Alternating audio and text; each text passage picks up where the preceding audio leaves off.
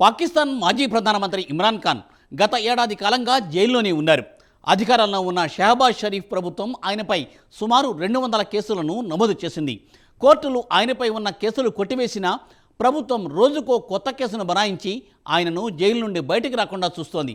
ప్రభుత్వంపై కోర్టులు అసహనం వ్యక్తం చేసినా షరీఫ్ ప్రభుత్వం డోంట్ కేర్ అంటూ కోర్టు ఆర్డర్లు కూడా పట్టించుకోవటం లేదు.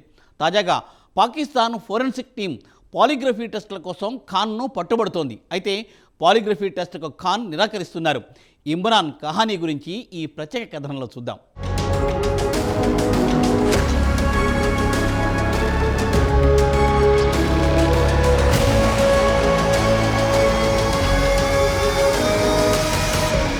పాకిస్తాన్ మాజీ ప్రధానమంత్రి ఇమ్రాన్ ఖాన్ సుమారు ఏడాది నుంచి లాహోర్లోని అడియాలా జైల్లో బిక్కుబిక్కుమంటూ కాలం గడుపుతున్నారు.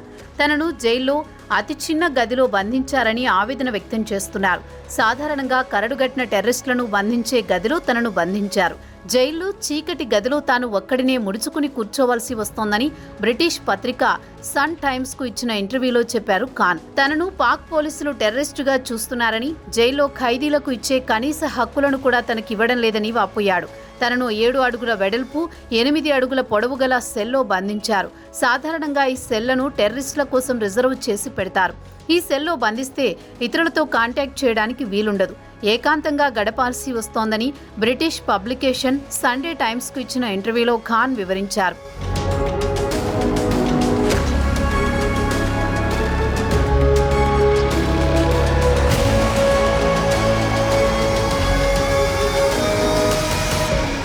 ఆ ఇరుకు గదిలో కదలడానికి కూడా స్పేస్ ఉండదు. 24 గంటల పాటు తనపై నిఘా పెట్టి ప్రతి మూమెంట్ను రికార్డ్ చేస్తున్నారని చెప్పారు.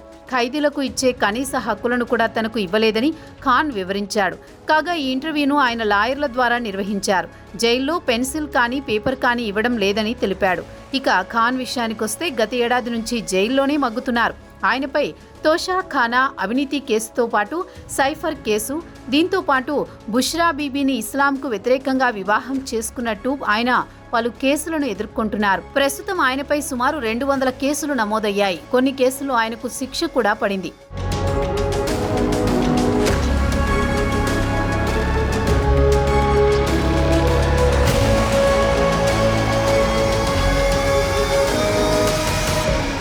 మాజీ క్రికెటర్ పాకిస్తాన్కు వరల్డ్ కప్ సంపాదించి పెట్టిన నేషనల్ హీరో ఇమ్రాన్ ఖాన్కు కొన్ని కేసుల్లో కోర్టు బెయిల్ మంజూరు చేసినా అధికారులు మాత్రం ఆయనను జైలు నుంచి విడుదల చేయడం లేదు.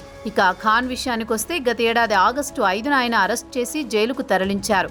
తోషా ఖానా అవినీతి కేసులో election commission of Pakistan case నమోదు చేయడం, తర్వాత పోలీసులు అరెస్ట్ చేసి జైలుకు పంపడం చకచకా జరిగిపోయాయి. అప్పట్నుంచి ఆయనపై సుమారు 200 కేసులు నమోదయ్యాయి. ఆయనపై నమోదైన ఇస్లాంకు వ్యతిరేకంగా బుష్రా బీబీని వివాహం చేసుకున్న కేసులో ఇటీవల కోర్టు నిర్దోషిగా ప్రకటించింది.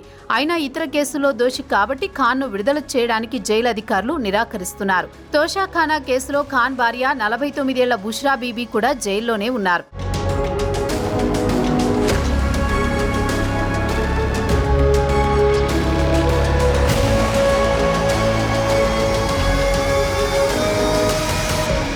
ఇదిలా ఉండగా జైల్లో తనను సరిగా చూడడం లేదని ఖాన్ తరచూ ఫిర్యాదు చేస్తుంటారు. అయితే జైలు అధికారులు మాత్రం ఆయన వాదనను తోసిపుచ్చుతున్నారు. పాక్ ఇంటీరియర్ మినిస్టర్ అట్టా తరార్ కూడా ఖాన్ ఆరోపణలను ఖండించారు.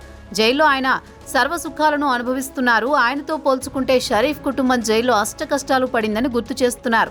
అడియాలా జైల్లో ఆయనకు gym, kitchen, walking gallery, luxury meals అందిస్తున్నామన్నారు ఇంటీరియర్ మినిస్టర్ తరార్. ఇదిలా ఉండగా గత శనివారం నాడు ఖాన్ భార్య బుష్రా బీబీ అడియాలా జైల్లో తన భర్తకు ప్రాణహాని ఉందని ఆందోళన వ్యక్తం చేశారు. జైల్లో పరిస్థితులు దారుణంగా ఉన్నాయని, కలుషిత ఆహారం పెడుతున్నారని ఆమె ఆరోపించారు. గతంలో ఆయన ఆహారంలో విషం కలిపారు. అలాగే ఆయనపై కాల్పులు కూడా జరిగాయని గుర్తు చేశారు.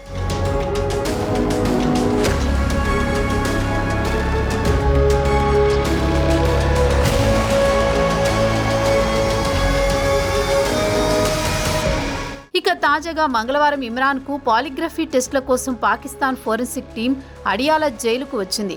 కొన్ని కేసుల్లో ఖాన్ వాస్తవాలు చెబుతున్నారా లేక అబద్ధాలు చెబుతున్నారా అని తేల్చేందుకు ఆయనపై పాలిగ్రఫీ పరీక్షలు నిర్వహించాలనుకున్నారు. అయితే ఆయన ఈ టెస్టులకు ఒప్పుకోవడం లేదు. పాలిగ్రఫీతో పాటు వాయిస్ మ్యాచింగ్ టెస్ట్కు ఇమ్రాన్ ససేమిరాని భీష్మించి కూర్చున్నారు. ఇదిలా ఉండగా గత ఏడాది ఇమ్రాన్ అరెస్టు సందర్భంగా దేశవ్యాప్తంగా పెద్ద ఎత్తున హింస చెలరేగింది. ఖాన్ మద్దతుదారులు మిలిటరీ ప్రధాన కార్యాలయంలోకి ప్రవేశించి విధ్వంసం సృష్టించారు. దీని వెనుక ఇమ్రాన్ హస్తముందని పోలీసులు భావిస్తున్నారు. అందుకే 12 మంది ఫోరెన్సిక్ టీం మంగళవారం నాడు ఆయనపై పాలిగ్రఫీ టెస్టులను నిర్వహించాలనుకున్నాయి.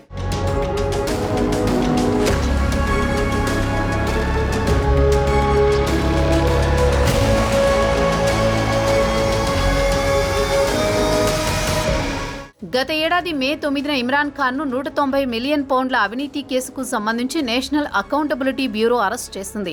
ఆయనను అరెస్ట్ చేయడంతో యావత్ దేశం భగ్గుమంది. పెద్ద ఎత్తున విధ్వంసం సృష్టించారు ఖాన్ మద్దతుదారులు. ఈ కేసుకు సంబంధించి డిప్యూటీ సూపరింటెండెంట్ ఆఫ్ పోలీసులతో సహా ఫోరెన్సిక్ నిపుణులు వాయిస్ టెస్ట్కు యత్నించగా ఆయన నిరాకరించారు. దీనికి బదులుగా 15 నిమిషాల పాటు మౌఖికంగా అడిగిన ప్రశ్నలకు సమాధానమిచ్చారు. పాలిగ్రఫీ టెస్టులకు మాత్రం ఆయన ససేమిరా అంటున్నారు.